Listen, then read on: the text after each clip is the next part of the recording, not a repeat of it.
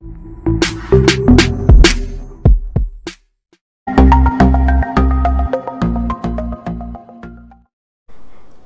అండి, ఎలా ఉన్నారు అందరూ?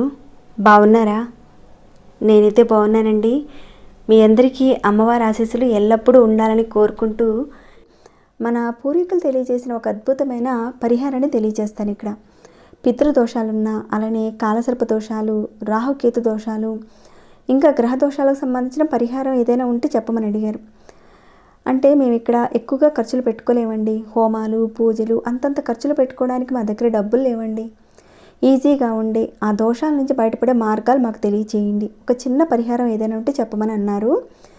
ఇక్కడ నేనైతే ఒక 2 పరిహారాలు చెప్తానండి. ఈ 2 పరిహారాల నుంచి మీరు ఏది చేయగలుగుతారో అది చేయండి. కానీ చెప్పే పరిహారాలు 2 కూడా మంచి ఫలితాలు ఇచ్చేటివేనండి. ముందుగా ఈ పితృదోషాలు, కాలసర్ప దోషాలు ఇప్పుడు చెప్పాను కదండి. ఆ దోషాలు ఉన్నప్పుడు ఎలాంటి పరిస్థితులు వస్తాయి, ఎలాంటి వారు చేసుకోవాలి అనేది మనం కాస్త తెలుసుకున్న తర్వాత పరిహారాన్ని ఎలా మొదలు పెట్టాలో చూద్దాము. జాతకంలో పితృదోషాలున్నా, కాలసర్ప దోషాలు, రాహుకేతుల దోషాలున్నా కానీ ఏ పని కూడా సరిగ్గా ఉండదండి. సరిగ్గా చేయలేరు మీరు. అంటే ఏదైనా మీరు ఒక వర్క్ మొదలు పెట్టారు, ఆ వర్క్ ముందుకెడదు, ఆర్థిక సమస్యలు వస్తూ ఉంటాయి, కలిసి రాదు మీకు. అంటే మీరు ఎంత జాబ్ చేస్తున్నా, వ్యాపారంలో డబ్బులు పెడుతూ ఉంటారు, పెట్టుబడులు పెడతారు, కానీ కావాల్సిన ధనం రాదు మీకు, నష్టం వస్తూ ఉంటుంది రాకపోగా.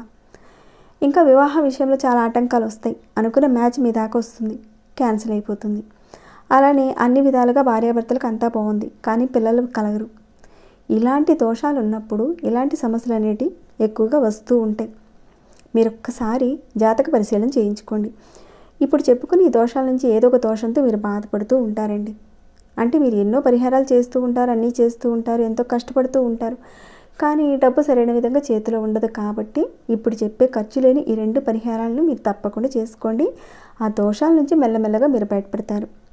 ఈ పరిహారాలు మీరు చేసుకుంటూనే మీరు దైవారాధన చేసుకుంటూ ఉండండి. రోజు భగవంతుడి నామస్మరణ చేసుకుంటూ ఉండండి.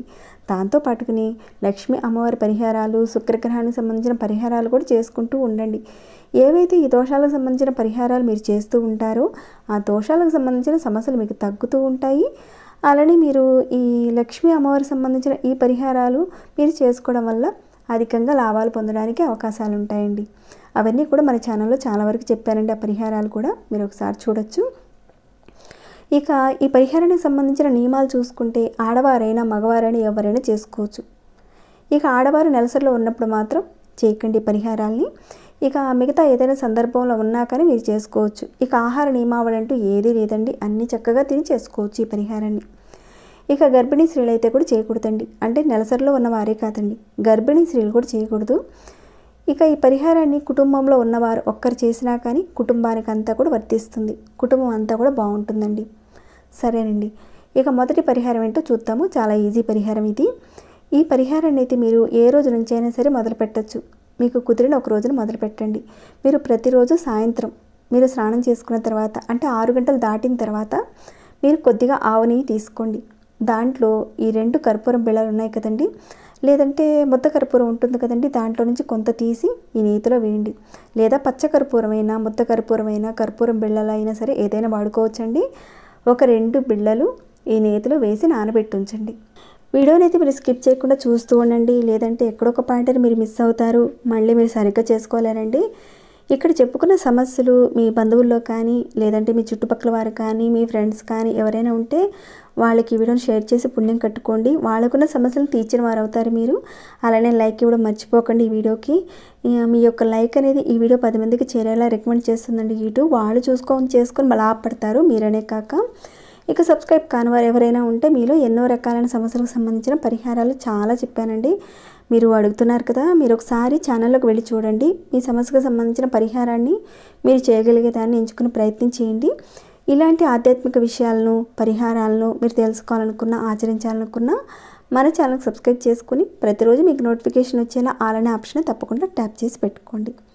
సరేనండి, ఇక పరిహారాన్ని ఎలా చేయాలనేది చెప్తాను. ఇక లేట్ చేయకుండా మీరు స్నానం చేసుకున్న తర్వాత మీ పూజా మందిరంలో చక్కగా అక్కడ కూర్చొని మీరు ప్రతిరోజు ఎవరికైతే పూజ చేసుకుంటారో అక్కడ మీరు దీపారాధన చేసుకోండి. అలా దీపారాధన చేసుకున్న తర్వాత ఈ 2 కర్పూరం బిళ్ళలు ఉన్నాయి కదండి, వీటిని తీయండి. తీసి ఇలాంటి కర్పూర హారతి ఇచ్చేది ఉంటుంది కదండి, దీనిలో ఈ 2 కర్పూరాల బిళ్ళలు పెట్టేసి మామూలుగా అగ్గిపుల్లతో కానీ లేదంటే అగరబత్తితో కానీ వెలిగించండి, ఎలా అయినా పర్వాలేదు. అలా వెలిగించిన తర్వాత మీరు హారతి పట్టడం అలాంటిది ఏది కూడా చేయనవసరం లేదండి. ముందు మీరు దేవుడి దగ్గర దీపారాధన చేసుకుంటారు, తర్వాత ఈ కర్పూరం బిళ్ళలను వెలిగించాలి, అంతేనండి, ఇంతకుమించి ఏదీ లేదు. ఇలా మీరు ప్రతిరోజు చేస్తూ ఉండండి. రాహుకేతువుల యొక్క ప్రభావం జాతకంలో ఉన్న ఆ ప్రభావం తగ్గిపోతుంది. కాలసర్పదోషంతో ఏవైతే మీకు పనులు కాటలేదో అవి జరుగుతాయి. ఇంకా పితృదోషాలు ఉండడం వల్ల ధన సంపాదన విషయంలో ఆటంకాలు వస్తూ ఉంటాయి, అవి కూడా తగ్గిపోతాయి. మీకు బయటపడే మార్గాలు చూపిస్తుంది ఈ పరిహారం. ఈ విధంగా ప్రతిరోజు చేయండి.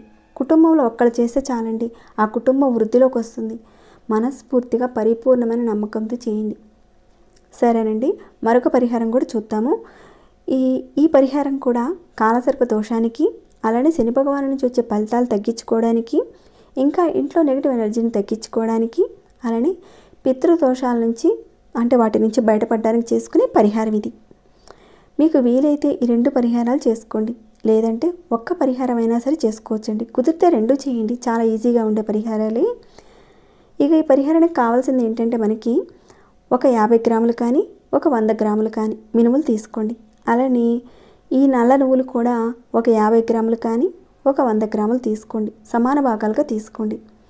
తర్వాత మీరు ఇలాంటి నలుపు రంగు క్లాత్, కొత్త క్లాత్ తీసుకోండి, ఈ మాత్రం సరిపోతుందండి, ఇంత మాత్రం తీసుకోండి. అలానే ఒక నల్లటి దారం తీసుకోండి, ఇంకా ఒక 11 రూపాయలు తీసుకోండి. ఈ పరిహారానికి కావలసిన వస్తువులు ఇవ్వండి. వీటన్నిటినీ కూడా మీరు ముందుగానే రెడీ చేసి ఉంచుకోండి. ఇక ఈ పరిహారాన్ని అయితే మీరు శనివారం రోజున సాయంత్రం పూట చేసుకోవాలి. ఇందాక చెప్పిన పరిహారాన్ని ఏ రోజు నుంచి అయినా సరే మొదలు పెట్టుకోవచ్చు, కానీ ఈ పరిహారాన్ని అయితే పర్టికులర్గా శనివారం రోజునే చేయాలి. ముందుగా ఈ కొత్త క్లాత్ని ఈ విధంగా తీసుకోండి. దీనిలో మీరు 50 గ్రాములు కానీ 100 గ్రాములు కానీ మినుములు కానీ నల్ల నువ్వులు కానీ వేయండి. వేసి నల్ల దారంతో మూట కట్టేయండి. మీరు ఆల్రెడీ చూస్తూనే ఉన్నారు కదండి, ఆ విధంగా మూట కట్టేసేయాలి. తర్వాత మీరు ఏం చేస్తారంటే ఏదైనా ఒక గుడికి వెళ్ళండి. ఆ గుడి ప్రాంగణంలో భిక్షాటన చేసేవారు ఉంటారు కదండి, వారి చేతిలో ఈ మూటను పెట్టేయండి. పెట్టేసి ఈ 11 రూపాయలు కూడా వాళ్ళకి ఇచ్చేయండి. అంటే మీరు చిల్లర కానీ లేదంటే 10 రూపాయల నోటుతో పాటు 1 రూపీ కాయిన్ అయినా సరే ఇవ్వచ్చు, లేదంటే చిల్లర అయినా సరే ఇవ్వచ్చండి. ఈ మూటతో సహా ఆ 11 రూపాయలు కూడా వాళ్ళ చేతిలో పెట్టేయండి. మరి వాళ్ళు తీసుకోరండి, మరి ఎలా అండి అంటారేమో, తీసుకునే వారికి ఇవ్వండి. మీరు ఒకవేళ డౌట్ వస్తే ఆ విధంగా చేయండి. వాళ్ళు తీసుకోకపోతే వేరే వాళ్ళు తీసుకునే వాళ్ళు ఉంటారు కదండి, వారికి ఇచ్చేయండి. మరి అలా వాళ్ళకి ఇవ్వచ్చా అండి, వాళ్ళకి ఏదైనా అవ్వదా, ఇలాంటి అనుమానాలు పెట్టుకొని అవసరం లేదండి. అలాంటి ప్రాబ్లం ఏమీ ఉండదండి. తీసుకునే వారికి ఉండదు, ఇచ్చేవారికి ఏది ఉండదండి. ఇవన్నీ మన పూర్వీకులు మనకు చెప్పిన అద్భుతమైన పరిహారాలండి. మీరు ఎలాంటి డౌట్స్ పెట్టుకోకుండా నమ్మకంతో చేయండి. ఈ విధంగా చేయడం వల్ల కాలసర్పదోషము, అలానే రాహుకేతుల యొక్క దోషము, అంటే ఈ దోషాలు ఉండడం వల్ల వివాహం లేటుగా అవుతూ ఉంటుంది. అలాంటి వారికి వివాహం తొందరగా అవ్వడానికి అవకాశం ఉంటుంది. ఇంకా ఇంట్లో ఉన్న నెగిటివ్ ఎనర్జీ పోతుందండి. ఈ విధంగా మీరు ఒక 9 శనివారాల పాటు చేయండి. మీరు చేస్తూ వెళుతుంటే ఖచ్చితంగా మార్పులు కనిపిస్తాయండి. ఈ 9 శనివారాల్లోగా మీకు మార్పులు కనిపిస్తాయి. మీకున్న సమస్యల నుంచి, కష్టాల నుంచి మీరు బయటపడతారు. ఇక ఈ 9 శనివారాల్లో ఆడవారికి సంబంధించిన నెలసరి టైం వచ్చినప్పుడు ఆ వారాన్ని మీరు ఆపేసి తర్వాత మీరు కంటిన్యూ చేసుకోవచ్చండి మిగతా వారాల్ని. ఇలా చేసుకోవడం వల్ల కాలసర్ప దోషం నుంచి, రాహుకేతువుల దోషాల నుంచి, పితృదోషాల నుంచి, ఇంకా దానికి తోడు నెగిటివ్ ఎనర్జీ నుంచి కూడా మీరు చాలా వరకు బయటపడతారండి. ఈ విధంగా మీరు శనివారం సాయంత్రం పూట చేయాలండి. ఈ విధంగా దానం చేస్తూ ఉంటే ఖచ్చితంగా మీకు మంచి మార్పులు కనిపిస్తాయండి, మంచి జరుగుతుంది. తప్పకుండా చేసుకోండి. మీకున్న సమస్యల నుంచి మీరు బయటపడాలని ఆ భగవంతుని ప్రార్థిస్తున్నాను. ఇక ఈ వీడియోనైతే ఇంతటితో ముగిస్తున్నాను. ఇంకేమైనా డౌట్స్ ఉంటే అడగండి, తప్పకుండా రిప్లై ఇస్తాను. అలానే మీకు ఎలా అనిపించింది అనేది కూడా కాస్త కామెంట్ రూపంలో నాకు చెప్పండి.